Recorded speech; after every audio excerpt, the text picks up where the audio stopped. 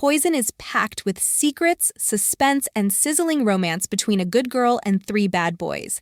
Join me in this spicy, why choose, reverse harem romance filled with bad boys, blackmail, and darkness. We hope you enjoy! Chapter 15. Imani. Landon was online. Yet he didn't respond to me. I wanted to type more, to give him a piece of my mind, to curse him out. But more importantly, I wanted him to respond. We'd talked every frickin' day for the past year almost, and today, he hadn't said a word to me. From across the table, Mom glared heavily at me. I slipped my phone into my purse and gave her a tight smile, hoping she'd drop the intense stare. Only I could imagine the scolding she'd give me later about how phones weren't meant to be at the dinner table, especially when we were out with her coworkers. My phone buzzed in my purse, and I ached to pull it back out to see if it was Landon. But Mom was still watching me like a hawk, never once pulling her gaze away as she chatted with Akio's dad. It was like I had to be perfect for her, and it was exhausting. For the next 15 minutes, my phone continued to buzz, seemingly only getting louder and louder. I goddamn hated not being able to look at his messages and see how he'd responded after what I did to him today. To say I was proud that I'd gathered enough confidence to slap him was an understatement. I had been radiating with pride all day, until Mr. Barnes's test. "That sounds wonderful," Mom said to Akio's father, finally turning away. Given a moment of freedom, I snuck my phone out of my purse and glanced down at the missed messages from a group chat that Landon had created. I sucked in a breath, looked up to see Mom in deep conversation, and tapped one open. Landon. Outside. My eyes widened slowly, and I looked out the window to see Landon, Joao, and Kai on the sidewalk outside the damn restaurant, as if they were waiting for me. They leaned against Joao's black Mercedes. They had to be insane. If Mom saw me leaving the restaurant and slipping into a car with the 3 most feared men in town, she'd kill me herself. I couldn't get up and leave without being scolded. I gulped and shook my head, trying to tell them to leave without drawing attention to myself. Me. What the fuck are you doing here? Joao. Do your parents know that Landon visited you last night? I glanced at Mom to see her still talking, then at Dad, who had caught me typing on my phone but sent me a wink and let it slide anyway.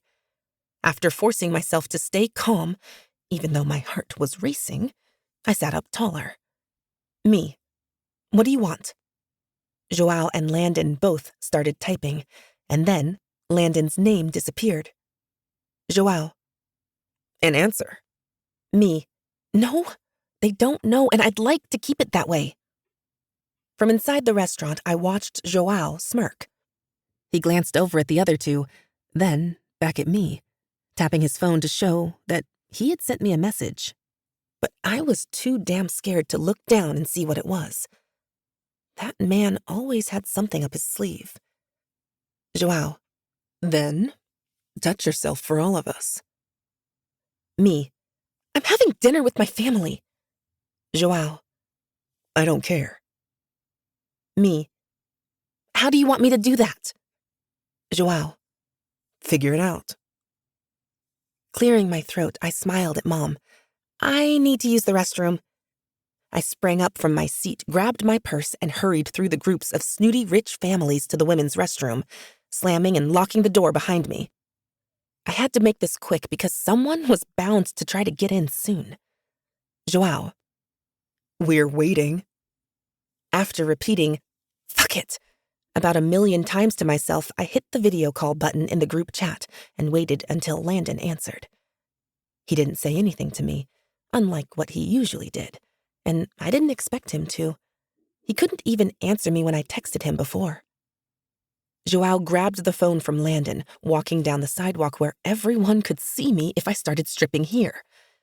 He walked around his car and sat in the driver's seat, 3 doors slamming in the background. Don't be camera shy now, Imani. We all know what you do in front of Landon.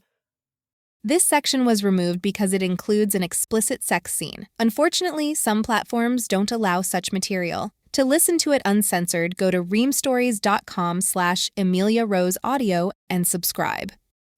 I have to go, I whispered, tapping the end call button and hoping to God they wouldn't want anything more from me tonight. I blew out a breath and rested my head against the door, whispering to myself, I'm sorry. This has been Poison, written by Amelia Rose. Narrated by Audrey O'Bain, Vels Library, Hector Carrillo, and Zach Bostrom. Copyright 2022 by Amelia Rose. Production copyright by Amelia Rose. Thank you for listening.